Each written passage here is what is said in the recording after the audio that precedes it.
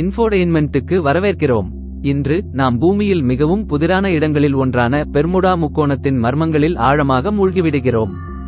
Bermuda முக்கோணம் devil's triangle என்றும் அழைக்கப்படுகிறது. அட்லாண்டிக் பெருங்கடலின் சுமார் 5 லட்சம் சதுர மைல்களை உள்ளடக்கியது. இது கப்பல்கள் மற்றும் விமானங்களின் மர்மமான காணாமல் போனதற்கு பிரபலமானது.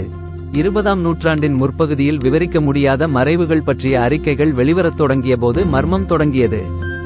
மிகவும் பிரபலமான வழக்கு விமானம் 19 அமெரிக்க கடற்படை குண்டுவீச்சு விமானங்கள் 1945இல் ஒரு தடயமும் இல்லாமல் மறைந்தன. விமானம் 19 காணாமல் போனது பரவலான ஊகங்களுக்கு வழிவகுத்தது.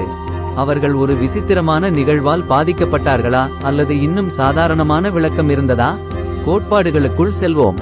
முதல் கோட்பாடு திடீர் புயல்கள், முரட்டு அலைகள் அல்லது மீத்தேன் ஹைட்ரேட்டுகள் போன்ற இயற்கை விளக்கங்களை நீரின் மிதவை சீர்குலைக்கிறது.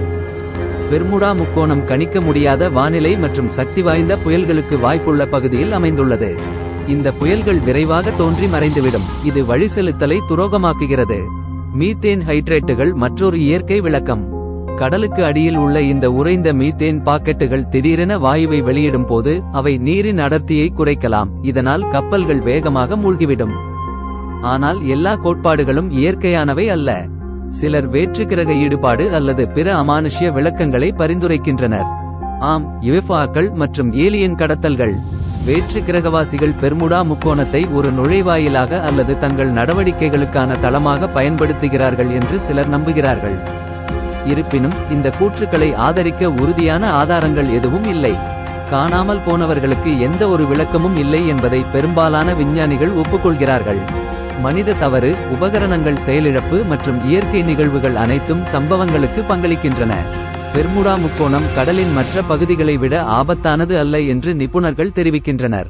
காணாமல் போனவர்கள் பெரும்பாலும் வழிசெலுத்தல் பிழைகள் அல்லது எதிர்பாராத வானிலை காரணமாகும்.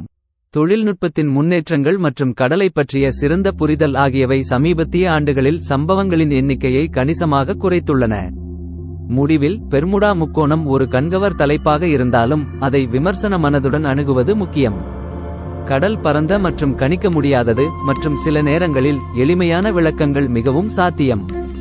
பெர்முடா முக்கோணம் நம் கற்பனையை தொடர்ந்து கைப்பற்றி நம் உலகில் இன்னும் இருக்கும் மர்மங்களை நினைவூட்டுகிறது. பெர்முடா முக்கோண பயணத்தில் எங்களுடன் இணைந்ததற்கு நன்றி. உங்களிடம் ஏதேனும் கோட்பாடுகள் உள்ளதா? கீழே உள்ள கருத்துகளில் எங்களுக்கு தெரியப்படுத்துங்கள்.